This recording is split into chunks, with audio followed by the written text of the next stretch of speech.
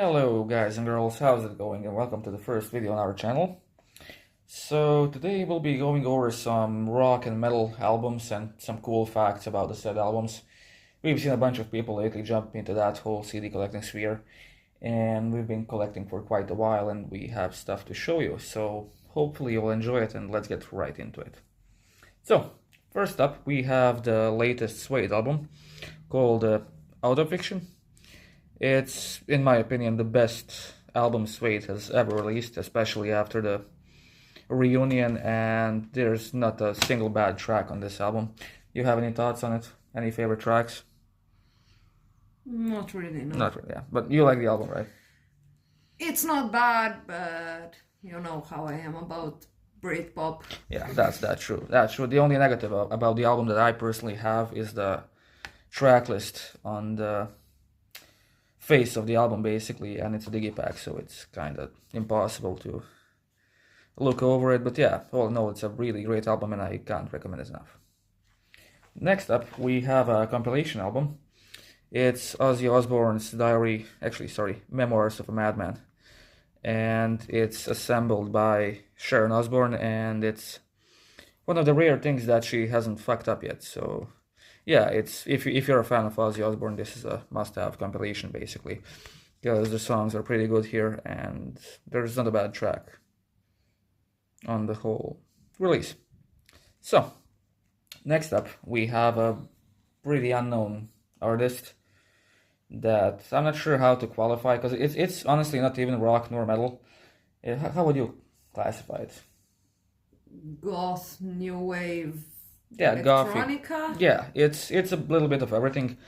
It's Witches, Santi Minogo #3, and it's recently released. It came out in December of 23, and it came signed by the Witches himself. And honestly, as we said, it can't be pinpointed as to what the actual genre of the album is. But if you like a bit of The Cure, Depeche Mode, and I don't know, even acoustic-y stuff like Cedar, you might actually find this album pretty enjoyable. So I recommend you all check it out. Next up we have a French band that's been on the rise for a few years now. I discovered them on the, I believe, Hellfest livestream in 2021. I'm not even sure how you pronounce this, but it's Chargot. Chargot? How would you pronounce it in French? Yeah, my apologies to the French people, but yeah, it's a incredible little bit of industrial music. They've released 3 albums so far. The latest one came out a few months ago, but in my opinion, nothing tops the Volume 2, The Advent of Shadows. You have songs like Black Wave, Now Die, Wake Up, and Shadows, which are crazy tracks. And again, if you're into industrial music, you're gonna enjoy this album a lot. Next up we have a EP, the famous Swedish band Candlemass, and it's the House of Doom EP, which doesn't sadly feature Messiah on the vocals. It's somebody else, which I honestly can't remember the name of.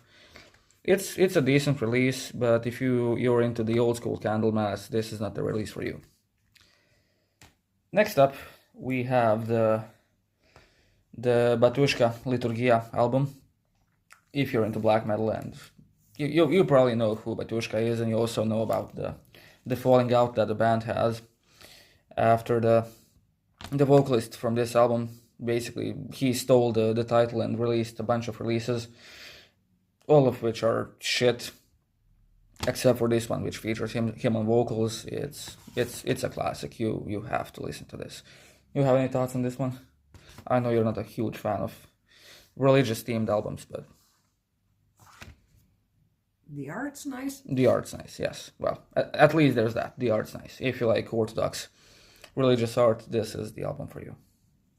Now, moving on, we have Ghosts Impera. There's nothing special about this album track-wise. The only reason I have it sealed up is because it's the limited black disc edition, like the old PS1 games. It would be a nightmare to pull it out now, so you'll have to take my word for it. I'm sure you can find it on Discogs. But yeah, that's the latest Ghost album, which in my opinion isn't all that good. What would you say? There's been better stuff. Yeah, there's definitely been better stuff. You have any favorite tracks on this one?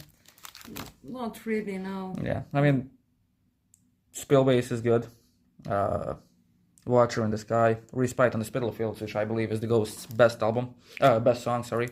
But it's on a really weird album. It sounds like a few albums stitched together and rushed by the label. And yeah, it's a 6 out of 10 at best, I'd say.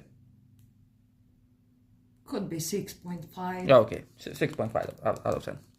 Now, moving on, we have the very famous Australian band Midnight Oil, which are known for their activism and messages about nature that we should preserve and, take care of nature, take care of each other. And this is their latest album. It's in the, how would you call this, eco-friendly? Yeah, it's on eco-friendly paper, basically a digipack style release. It's basically recycled paper. Yeah, recycled paper type of thingy. It came with a signed card and iron pin badge. It also features a fold-out poster, and it's basically this, just bigger. It's a decent record. If you like Midnight Oil, you'll like this album. If you're not a fan, this is not the album to listen to first. There's much better stuff out there. Now, moving on, we have the deluxe edition of the latest Lamb of God album, which features alternative cover art, and it came with a signed insert. Now, honestly, in terms of tracks, I don't think this has any bonus tracks, right? It's the standard track listing, and the only thing that's different is the album art and the fact that it came with a signed card. Now, next up, we have Bloodywood. Bloodywood is the Indian. Is it even no metal? It's a bit no metally, but it's Indian culture infused heavy metal, and it's good. I don't have much to say about it, but it's just really good, catchy music that tackles the themes of being the outsider, about death of pets, and the everyday sort of stuff people go through. Next up, we have Ghost again. This is the Prequel album from 2018, which in my opinion is the last good Ghost release, and it's a simple little cardboard sleeve. Features the cardinal on the right and credits on the left. On the back is a nice stained glass style art. You have any favorite songs on this one? No? I think like Witch Image is underrated, and Rats is pretty damn good. See the Light. Miasma, of course, the saxophone solo, simply phenomenal. Now, moving on again, we have Ghost once more. The second Ghost album, Infestissima, again in the same style as Prequel. It opens up into a gatefold and features Papa on the left and credits on the right. It has some of the classics like, the Year Zero track, Body and Blood, Idolatry in Depth of Satan's Eyes, Monstrous Clock, of course, and the amazing intro that is Infestissima. Now, after that, we have Bottom After Midnight, which is Alexei Laichos' band after the Children of Bottom broke up. And sadly, it's only 3 tracks, because that's all he was able to record before his untimely passing. And if you like Children of Bottom, you'll love these songs. Definitely you have to check it out. Next up, we have Black Labyrinth by Jonathan Davis, the singer of Korn. Now, if you're a fan of Korn, and if you're expecting something that's like Korn, that's not the album for you, right? Don't you agree? Definitely. Yeah, it's a little bit of everything. It's dark. You'll have to listen to it to like try to figure it out, and it's not an easy album to listen to if you're not familiar with the themes Jonathan is singing about. But if you can relate to these songs, you'll definitely love this album. Now, next up, we have Mary Blah Blah Blah by Lordi, which was like a promotional style single release, EP actually, sorry, that came out in 2020 before the release of Lordiversity. And it featured some of the songs that were on the upcoming albums. And it's only, they only made 1,000 pieces, and I was lucky enough to get 19 out of 1,000, and it also came with a signed insert. Pretty cool. Next up, we have the Halloween Kills soundtrack. Now, it's pretty simple. I mean, it's not rock or metal, but it's along the lines of, darker music. And if you like the movie, you definitely like the soundtrack, and I don't have much to say about it. It's just pure mayhem, and yeah, all there is to say. It's amazing. Next up, we have Interpolant Arbor. This was recommended in one of the Infidel Amsterdam videos. It's a one-man band, and he released this during the pandemic, and I decided to check it out basically, and boy am I glad I did. It's a bit of death metal, it's a bit of dungeon synth, it's a bit of everything, and that's the man himself, Tobias, and that's the CD, and on the right you have a little bit about the album. You can pause the video and give it a read, and I definitely recommend you all check it out. It's still available on his Bandcamp, and if you want to support him, make sure to snap a CD. Next up, we have something that most of you will probably not be familiar with. It's Urban N4, Lipa and Srpanj Kolovoz, which is a cult ex-Yugoslavian Croatian artist, which it's like basically the David Bowie of Balkans. He does a bit of rock, a bit of synth, a bit of soul. It's a little bit of everything, and it's been recording during the pandemic, like a few other you might have seen in this video so far. And if you want to hear something that's an exotic language to you, I definitely recommend checking it out. Fun fact about the art: this is the what do you say? It's a composite.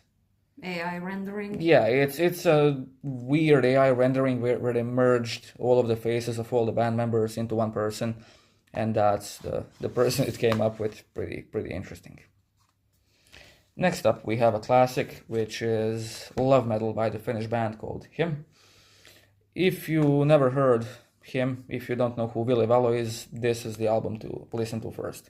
It's essential love metal, and it's phenomenal. If you like goth music, if you like heavy metal, nothing too extreme, but really catchy and even dancey at times, this is the album to check out. The songs on this album, for example, you have Buried Alive by Love, you have Beyond Redemption, Soul on Fire, The Sacrament, Circle of Fear, all amazing tracks. And it flew right out. And last, but definitely not least, is Him Uneasy Listening Volume 1. Now, the fun fact about, the big deal about this release is that it features some of the, at the time, unreleased alternative mixes or live takes of the softer Him songs. And they released it in this really nice format that you fold out, and it has the heartogram there, and the CD is right behind it. Again, when you look up love metal after that, you go ahead and listen to this, and I guarantee you're going to be a fan of the band. So, that's some of the albums from our collection, and there's much more of that, and we'll be filming all of those. So if you liked, make sure to like, comment, subscribe. Let us know if you like some of these albums, and we'll see you back next time. Bye-bye.